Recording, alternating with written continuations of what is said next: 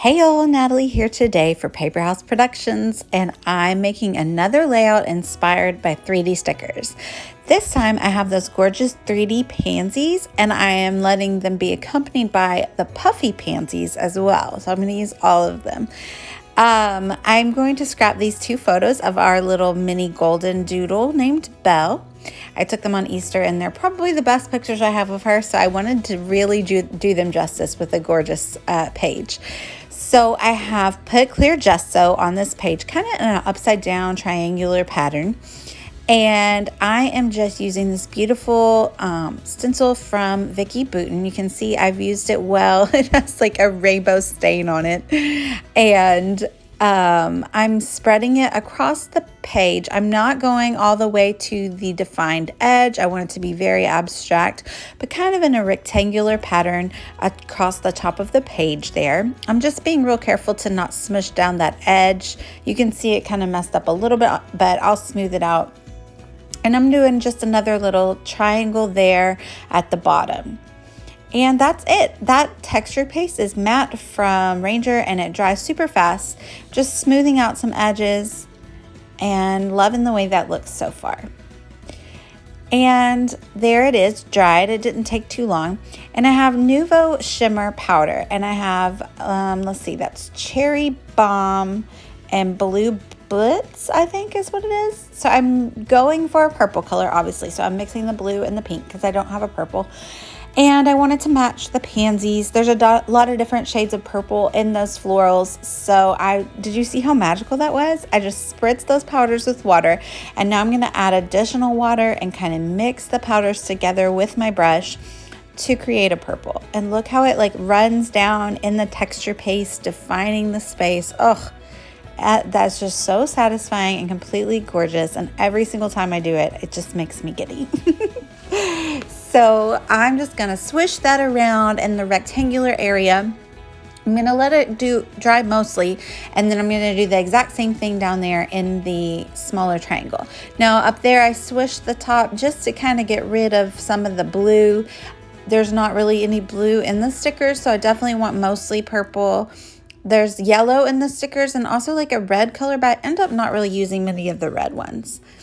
So again, just doing the same down here. Funny enough, I didn't add a lot of blue at first, and so you can tell that it completely gave a different color of purple, which is cool because like I said, there's different shades in the florals, and so it gave like the lighter shade. I did add a little bit of darker in a couple of little spots. I'm just kind of getting that from some of the excess liquid at the top.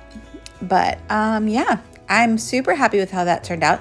As you can see here in a second, when I show the end result, it dried so dark. It does have a pretty shimmer to it, but it's very vibrant, which I love. But just be aware of that. You can just use a lot less powder and use more water, and it will probably be a lot lighter. But I love the vibrant color. So this is an Inklings and a yellow color, and like I said, a lot of the insides of the pansies have some yellow, and so I'm just using that Inklings to add some yellow splatter, and it dries kind of like textured, which I super love. So I already cut the letters while something was drying.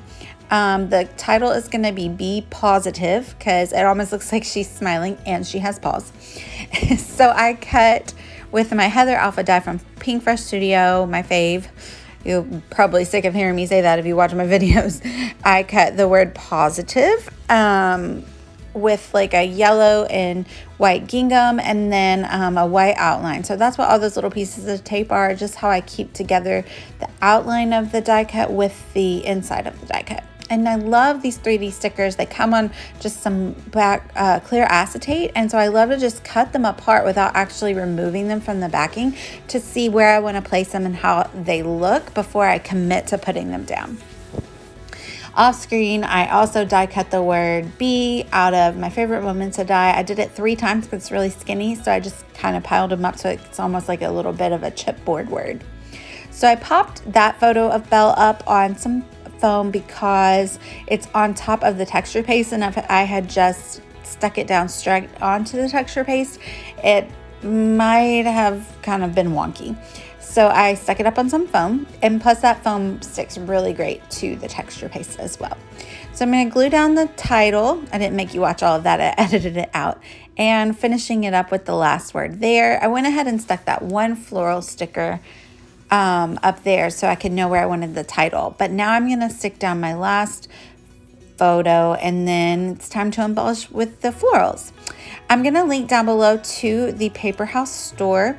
You can always use my code PH20 Natalie for 20% off your order. And yeah, I'm going to link down below with my affiliate link too. So I decided not to use that kind of magenta colored one. I'll save that for another page, but the background was so vibrantly purple that I just didn't feel like adding another color. So I'm gonna stick down the larger 3D stickers now, and then go in with the puffies to add another layer of dimension.